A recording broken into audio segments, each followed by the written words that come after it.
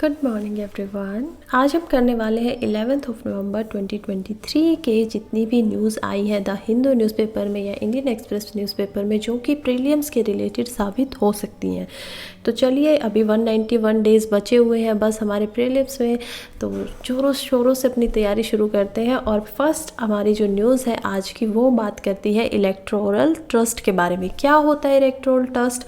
Actually में जो ये इलेक्टोरल ट्रस्ट है उसकी एस्टेब्लिशमेंट हुई थी, उसकी स्थापना होती है 2013 में। कौन करता है इसको?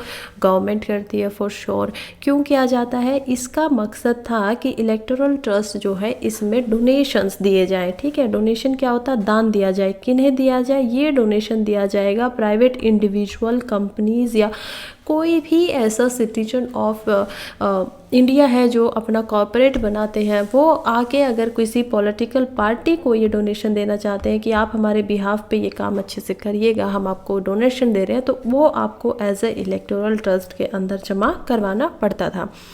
अब इलेक्टोरल ट्रस्ट जो है वो कोई भी इंडियन सिटीजन या इंडियन रजिस्टर्ड कंपनी इसमें आके डोनेशन कर सकती है, ये हमें पता है। लेकिन इसके बाद भी इलेक्टोरल ट्रस्ट जो होता है उसका मतलब ऐसे नहीं है कि स्पेसिफिकली आपने बोल दिया कि ठीक है मैं बीजेपी को कर रहा हूँ, मैं कांग्रेस को कर रहा हूँ, एनडीए को कर रहा हूँ, ये सब नहीं था। इसमें आपने पैसा डायरेक्टली दे दिया।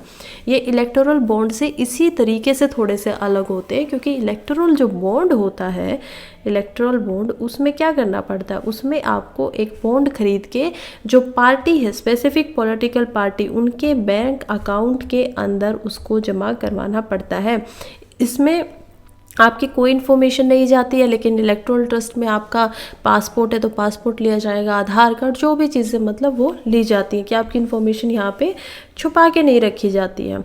तो चलिए और कुछ देखते हैं। इलेक्टोरल बॉन्ड का ये भी है कि उनको जितना उनके पास डोनेशन आया है उसमें से कम 95% जितना भी दान उनको मिला है वो पॉलिटिकल पार्टीज़ को देना पड़ेगा उसी साल में जिसमें उनको वो मिला है। किस एक्ट के अंदर आता है? ये कौन कहता है कि आपको देना पड़ेगा? ये आता है रिप्रेजेंटेशन ऑफ पीपल्स एक्ट 1951। इसी के अंदर इसको लाया गया है, मतलब कि 2013 में लाया गया, लेकिन एक्ट यही इस पे काम करेगा।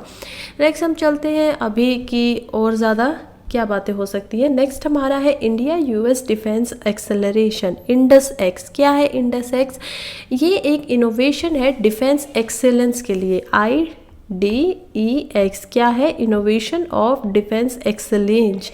एक्सेलेंस मतलब अच्छे तरीके से काम करना। कौन कर रहा है इसको? मिनिस्ट्री ऑफ डिफेंस के ये अंडर आएगा, MOD मोड के अंदर आएगा, और इंडिया में मिनिस्ट्री ऑफ डिफेंस के अंदर आएगा। और यूएस में किसके अंदर आएगा? यूएसए में ये अंडर होगा डिपार्टमेंट ऑफ डिफेंस।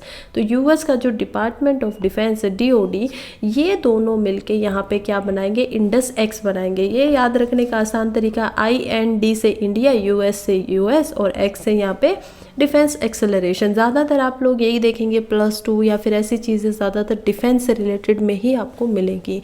इसको पहली बार अभी लॉन्च किया गया, इन्वेस्टर मिले हैं न्यू दिल्ली के अंदर, और इसीलिए खबर में भी था।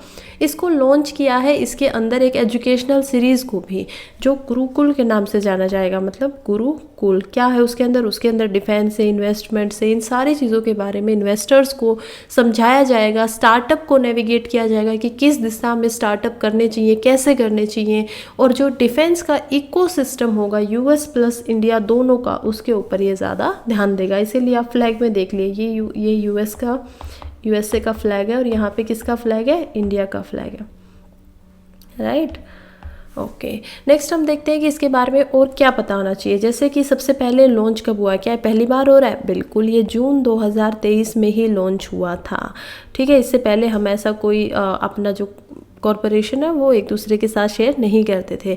इसका ऑब्जेक्टिव क्या है? इसका उद्देश्य क्या है? इसका एम है कि ये जो स्ट्रेटेजिक टेक्नोलॉजी की जो पार्टनरशिप है ना, कि आपने एक स्ट्रेटेजी बनाई, आपने कुछ सोचा, फिर आपको एक पार्टनरशिप बना ले। उसी स्ट्रेटेजी के तहत में आप क्या करेंगे? पहले आप बनाएंगे स्ट्रेटेजी, फिर आप किसी के साथ पार्टनरशिप बनाएंगे कि मैंने प्लान कर लिया, मेरी पार्टनरशिप इनके साथ होनी चाहिए, और फिर उस पार्टनरशिप से जो बेनिफिट होगा, जो कि होगा टेक्नोलॉजी का बेनिफिट, वो आप लेंगे।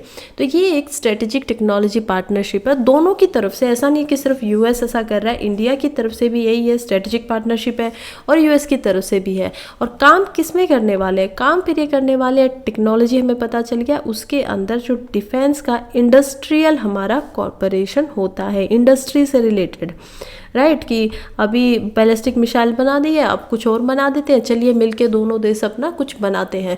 इसके अलावा ये यहाँ पे तो इंडस्ट्री में तो काम करेंगे, इसके अलावा बिजनेसेस में भी यहाँ पे काम होगा, क्योंकि पढ़ाई आप एजुकेशन देख सकते हो गुरुकुल का, तो यहाँ पे और क्या दिखाई दे रहा है?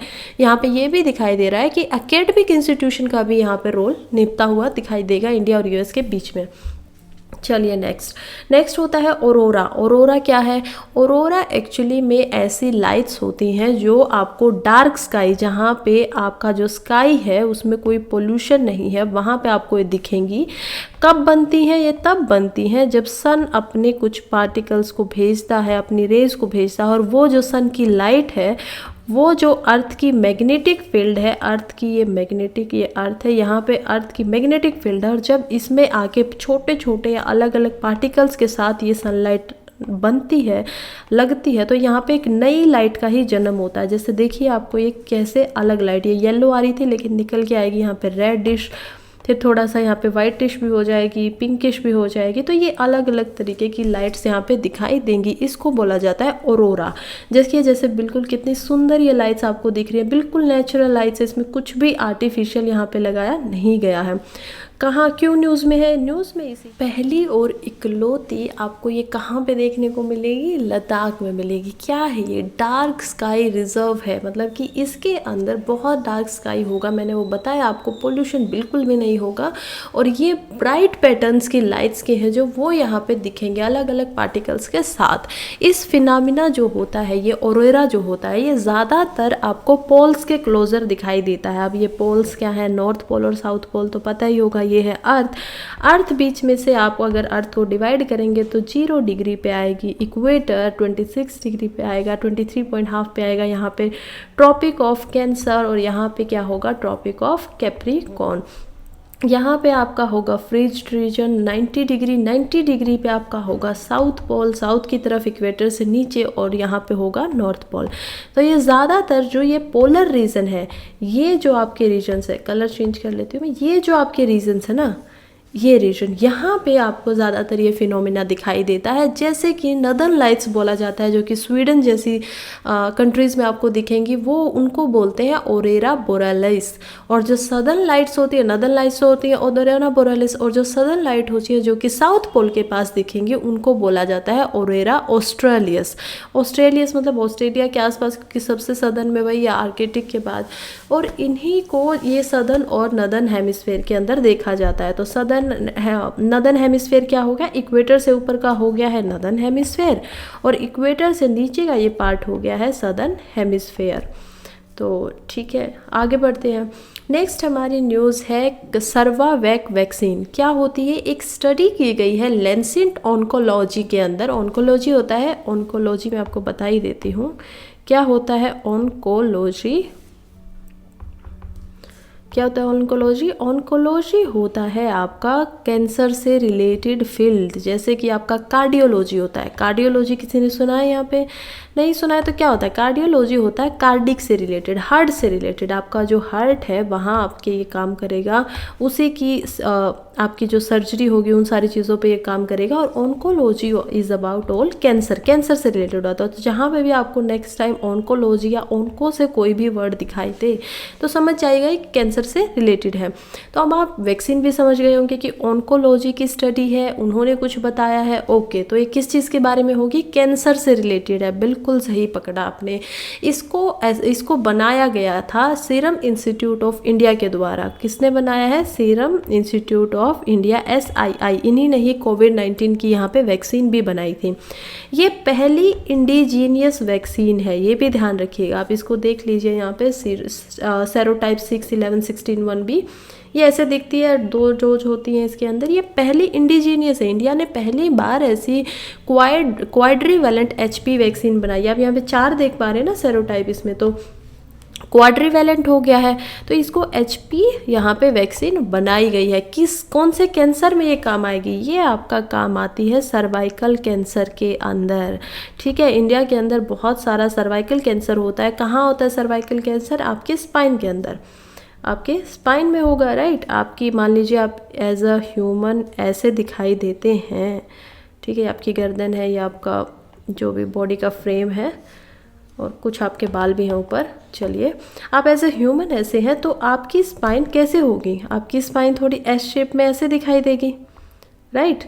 और जो ये स्पाइन आपकी नीचे तक जा रही है और जो एक गर्दन में आपकी स्पाइनल एरिया है, इसको बोला जाता है cervical area. This part is cervical. इसका नीचे का जो पोर्शन होगा, जो यहाँ से यहाँ तक होगा, this one will be lumbar, और बीच में आपकी स्पाइन। तो ये आपका स्पाइन का अलग अलग पार्ट होता है। और जहाँ पे आपको इस एरिया के अंदर कैंसर हो जाता है सर्वाइकल, जो कि आपके यहाँ तक नहीं होता है सिर्फ गर्दन में, ये आपके सर तक होती है। और एक्चुअली में स्पाइन खुद में एक ब्रेन की एक्सटेंडेड फॉर्म है कि आपका जो दिमाग है, आपका जो पूरा नर्वस सिस्टम बॉडी में काम करता है, वो स्पाइन के थ्रू ही करता है, राइट। यानी कि आपका दिमाग आपके सिर्फ यहाँ पे इस पोर्शन में नहीं है, आपके सिर्फ हेड के अंदर आपका ब्रेन नहीं है, आपका ब्रेन स्पाइन के थ्रू हर जगह तक है। आपकी बॉडी के बिल्कुल जो पूरा का पूरा लोअर पार्ट है, वहाँ तक आपका ब्रेन जाता है, क्योंकि ये ब्रेन का ही आपका एक बड़ा हुआ हिस्सा है। स्पाइन ब्रेन का एक हिस्सा है। और इसी वजह से तो यहाँ पे जब आपको सर्वाइकल कैंसर हो जाता है, तो इसके लिए इस वैक्सीन को बनाया गया है। मैं आपको कुछ और बातें बता दूँ सर्वाइकल कैंसर के बारे में, जैसे कि इंडिया के अंदर जो सर्वाइकल कैंसर होता है वो सेकंड मोस्ट कैंसर है। यानी कि जितने भी कैंसर इंडिया में फीमेल्स को होंगे, ज़्यादातर ये औरतों में पाया जाता है, जितने भी ये कैंसर औरतों में होंगे, जितने भी आप उसमें ब्लड कैंसर हो सकता है, लुकेमीनिया जैसी कैंसर हो सकती है, बहुत कैंसर होते हैं, राइट, ब्रेस्ट कैंसर होता है, ये सेकंड कैंसर है जो सबसे ज़्यादा पाया जाता है वुमन के अंदर।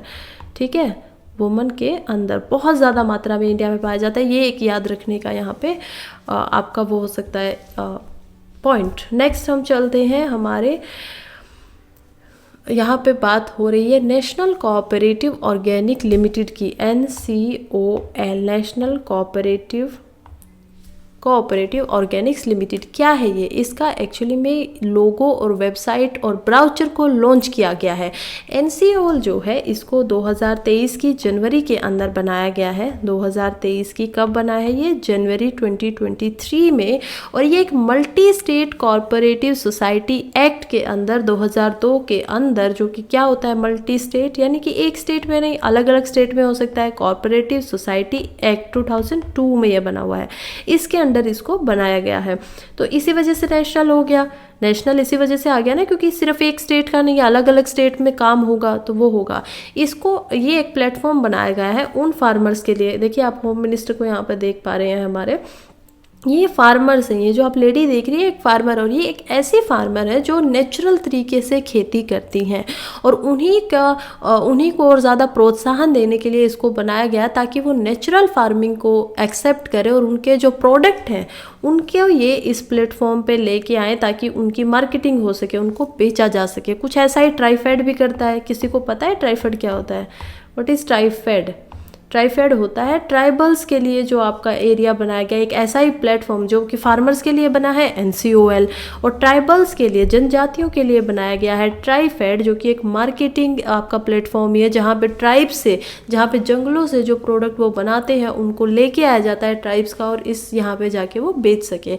इसमें और भी चीज़ें दिखाई गई हैं, जैसे टेक्निकल गाइडेंस दी जाएगी, एजुकेशन दी जाएगी, ट्रेनिंग दी जाएगी कि ऑर्गेनिक प्रोडक्ट्स को कैसे बनाना है फार्मर्स को, और ये पूरे के पूरे इंडिया के अंदर है। ठीक है, नेशनल है इसीलिए।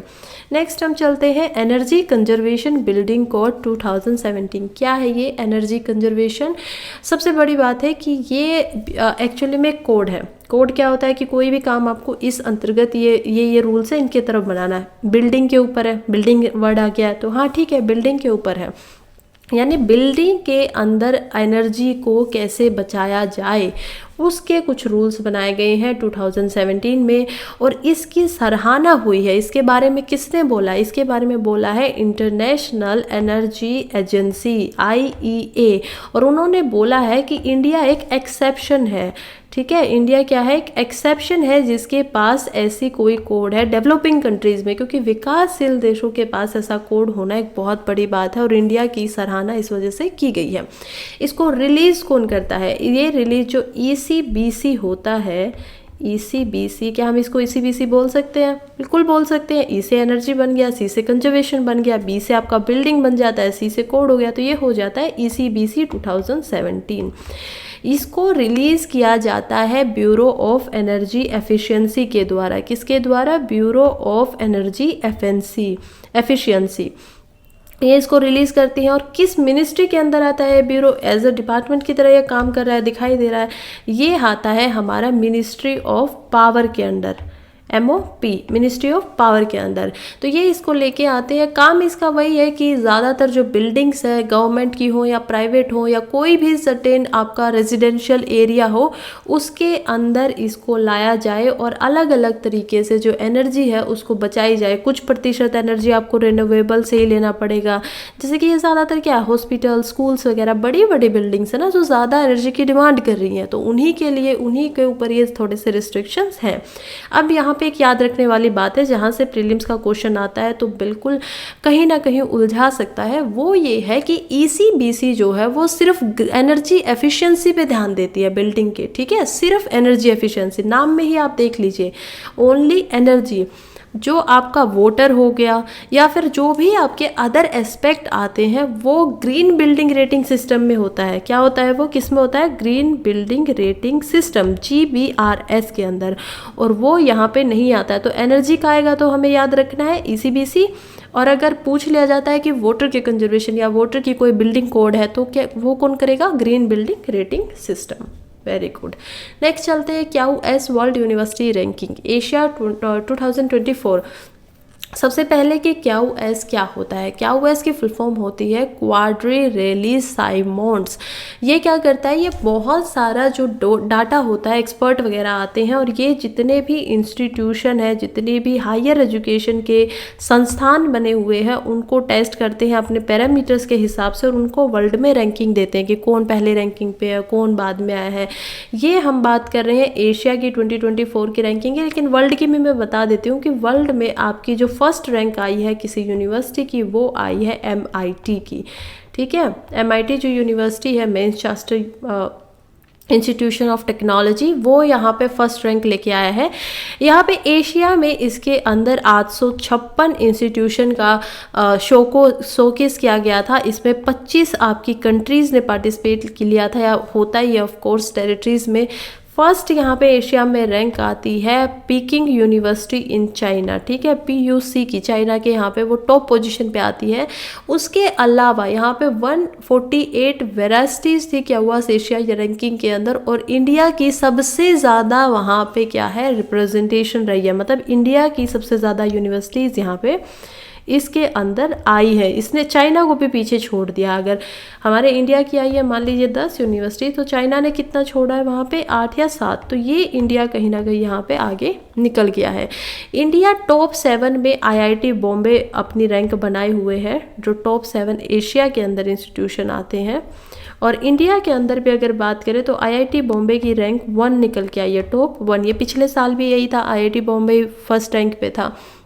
और भी ऐसे इंस्टीट्यूशन है जो टॉप 100 की रैंक में आए हैं, जैसे दिल्ली यूनिवर्सिटी, DU यहाँ पे आया है। फिर आपके जो 5 IITs हैं वो यहाँ पे आई हैं। इसके अलावा बेंगलुरु की जो IIT है वो यहाँ पे आई है, और बेंगलुरु यूनिवर्सिटी है वो भी यहाँ पे आई है। तो ये इस तरीके से देखा जाए तो हमारे 7 इंस्टीट्यूशन ऐसे हैं जो 100 पहली जो 100 रैंक है उनके अंदर आए हैं। चलिए नेक्स्ट बढ़ते हैं। कोंडावेडु फोर्ट। कोंडावेडु फोर्ट के बारे में क्या पता होना चाहिए? वेदु फोर्ट, आप देखिए कैसे ये फोर्ट यहाँ पे बिल्कुल हील पे बना हुआ, और कैसे इस तक पहुँचने के लिए किस तरीके से हील को चढ़ के ऊपर जाना पड़ता है। ये रोड बना हुआ है फोर्ट तक पहुँचने का, राइट। तो ये बिल्कुल हील पे, बिल्कुल आपका क्या बोलते हैं, चोटी पे बना हुआ है। चलिए क्या है, सबसे पहले ये है कहाँ पे, ये देख ले हैं। कोंदुवेदु नाम से आपको थोड़ा थोड़ा समझ में आया होगा, ये आंध्र प्रदेश में है। और आंध्र प्रदेश का जो न्यूज़ में इसी वजह से है क्योंकि आंध्र प्रदेश का जो फॉरेस्ट डिपार्टमेंट है, एफडी जो है, उन्होंने परमिशन दी है एक एनजीओ को कि वो अपनी गैलरी यहाँ पे एस्टैब्लिश कर सकते हैं। क्या होती है गैलरी? गैलरी मतलब वही आर्ट की गैलरीज होती हैं जहाँ पे आप जाते हो, वहाँ पे आपको दिखाई देता है कि ठीक है ये सारी चीज़ें, वही गैलरी यहाँ पे, तो उनको सेटअप करने की परमिशन दे दी गई है। इसके अब थोड़ा बैकग्राउंड में चले जाते हैं। ये फोर्ट बनवाया किसने था? इसके जो फाउंडर थे वो रेड्डी डायनेस्टी के किंग थे, ठीक है। रेड्डी डायनेस्टी, अभी भी रेड्डी लोग जो है वो यहाँ पे आंध्र प्रदेश में आप उन लोगों को देख पाएंगे। तो उनके जो फाउंडर थे उनका नाम था प्रोलायावम्मा रेड्डी, प्रोलायावम्मा रेड्डी, ठीक है, रेड्डी। तो ये यहाँ पे आपको दिखाई देंगे जिन्होंने इसकी फाउंडेशन करवाई थी। इसके बाद में यहाँ पे देखते हैं कि ये कहाँ पे लोकेटेड है, आंध्र प्रदेश में है, लेकिन कुछ फिजिकल जो वो है वो देख लेते हैं। ये कृष्णा रिवर के ऊपर लोकेटेड है, गुंटूर के पास में, ठीक है। कृष्णा रिवर यहाँ से होके जाती है, बहुत प्रोमिनेंट रिवर है, पता है हमें। और कहाँ पे है ये? गुंटूर में, गुंटूर आंध्र प्रदेश की जो डिस्ट्रिक्ट है एक। यहाँ पे फिर चलते हैं कि ये कंट्रोल किया गया था थोड़ा स्ट्रेटेजिक, क्योंकि इसकी लोकेशन हो जाती थी इसी वजह से। देखिए ना आप कितना स्ट्रेटेजिक है, कितना आपको हिल के ऊपर चढ़ के यहाँ पर जाना पड़ रहा है, और स्ट्रेटेजिक लोकेशन तो हो ही जाती है ऑब्वियसली। तो इसको कभी कभी पहले विजयनगर जो एम्पायर थे, जो कि 13th सेंचुरी के अराउंड आते हैं, उन्होंने भी इसको कंट्रोल किया। फिर ब्रिटिशर्स आए, उन्होंने भी इसको कंट्रोल किया। फिर रेड्डी जो डायनेस्टी है उसके बारे में बात करें तो वो 1325 से आके 1448 सीई, यानी कि अभी तक जो प्रेजेंट कॉमन एरा है, सीई क्या होता है? कॉमन एरा, प्रेजेंट जो भी चल रहा है उसके अंदर। रीजन से कहाँ पे थे? विशाखापट्टनम से लेते हुए कांचीपुरम के साउथ तक इनका रेड्डी डिस्ट्रिक्ट का पूरा अपना फैलाव था, ये फैले हुए थे। कैपिटल यहाँ पे सबसे पहले जो कोंदावेदु फोर्ट है, ये कैपिटल अभी है यहाँ पे। इससे पहले यहाँ की कैपिटल होती थी अदान की। क्या होती थी? अदान की। और फिर ये जो रेड्डी डायनेस्टी आते हैं, कोंदावेदु फोर्ट बनाते हैं, और इसके बाद इसको कैपिटल भी बना देते हैं। कंट्रीब्यूशन की बात करें तो कि इन्होंने, रेड्डी डायनेस्टी ने क्या क्या कंट्रीब्यूट किया, तो इन्होंने पेट्रोनोस दिया था तेलुगु लिटरेचर को, ठीक है। तेलुगु जो आपकी लिटरेचर है जो, उसको इन्होंने संरक्षण दिया था, पेट्रोन्स थे ये उसके। और यही इसके बारे में सब कुछ। चलिए आज के लास्ट न्यूज़ की तरफ बढ़ गए हैं, तो प्लेसेस इस न्यूज़ की बात करते हैं। इथोपिया की जो कैपिटल है अदीस अबाबा, ये आप पहले लोकेशन देख लीजिए कहाँ है। ये ऊपर आपका इजिप्ट है, यानी कि अफ्रीका के अंदर ये पड़ता है। नीचे आपका सूडान है, यहाँ पे आपका इजराइल गाज़ा भी है, देखिए आप यहाँ पे देख पा रहे होंगे पिंक से जो मैंने दिखाया, दिस इज़ इजराइल। इससे नीचे आएंगे तो यहाँ पे है आपका गल्फ ऑफ एडन, और बीच में आपका आता है रेड सी। इसके यहाँ पे लैंड लॉक कंट्री है, देखिए आप कहीं पे भी ना इसका गल्फ ऑफ एडन से कोई मिल रहा है, ना इसका यहाँ पे रेड सी से कोई लोकेशन बॉर्डर मिल रहा है, लैंड लॉक है। इसके ऊपर है यहाँ पे जिबूती, और ऊपर यहाँ पे है नॉर्थ में एरोतिया। ये दोनों कंट्रीज इसको मैरीटाइम से मिलने से रोक देती हैं। कैपिटल इसकी अदीस अबाबा हम लोग बात कर चुके हैं। है कहाँ पे? ये है अफ्रीका हॉर्न, ठीक है। तो हॉर्न ऑफ अफ्रीका जो है, यहाँ पे आप इसको देख पा रहे होंगे, इसको हॉर्न ऑफ अफ्रीका बोला जाता है, हॉर्न, इस पूरे लोकेशन को। तो इसमें हॉर्न ऑफ अफ्रीका के अंदर ये कंट्री, जैसे सोमालिया जैसी कंट्री आपको यहाँ पे दिखाई दे रही है, ये कहाँ पे है? हॉर्न ऑफ अफ्रीका के सबसे ईस्टर्न कंट्री है। नीचे आपको केन्या दिखेगा, इधर युगांडा है, इधर साउथ सूडान है, ऊपर सूडान है। तो ये इसका थोड़ा सा बातें की। अब देखते हैं कि न्यूज़ में क्यों है। न्यूज़ में इसी वजह से है क्योंकि 6th जो सेशन हुआ है, 6th सेशन मतलब 6ठी बार इंडिया और इथोपिया की जॉइंट ट्रेड कमेटी मिली है। और उन्होंने कहाँ पे मिली है? वो यहाँ की कैपिटल अडीस अबाबा में मिली है, और ये 6ठी बार मिल रही है, मतलब 6 बार ये पहले भी हो चुका है। कौन मिल रहे हैं? Joint trade committee, GTC, joint trade committee. Political boundaries मैं आप लोगों को समझा ही चुकी हूँ। तो चलिए थोड़ा सा इसके बारे में अब जोग्राफिकल बाउंड्रीज की भी बात कर लेते हैं कि जोग्राफिकली यहाँ पे कैसा है और क्या क्या चलता है। ज्योग्राफिकली बात करूँ तो मेजर रिवर रेड और ब्लू से दिखा रही हूँ क्योंकि पानी ब्लू होता है। तो ब्लू नाइल जो है वो रिवर आपको यहाँ पे दिखाई देती है। इजिप्ट से ये ब्लू नाइल जो रिवर है वो 2 भागों में बढ़ जाती है, पता है हमें। इजिप्ट से आती है और यहाँ पे ये ब्लू नाइल आके मिल जाती है यहाँ पे इथोपिया में। तो ये आपको रिवर आपको यहाँ पे दिखाई देगी। इसके अलावा पहली ब्लू नाइल, सेकेंड यहाँ पे रिवर मिलती है अवाश रिवर, ठीक है, अवाश रिवर सेकेंड रिवर है यहाँ पे अवाश रिवर।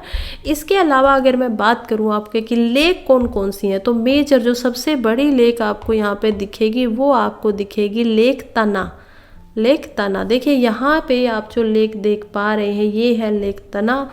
और इसके अलावा हाईएस्ट पीक यानी कि यहाँ की सबसे बड़ी चोटी क्या है, वो है राश दशैन। राश दशैन यहाँ की हाईएस्ट पीक है, सबसे बड़ी चोटी है। और इसी के साथ हमारा आज का जो प्रीलिम्स की न्यूज़ है वो ख़त्म होती है यहीं पे। Thank you so much for being here and a very happy Diwali. All the best for your exams.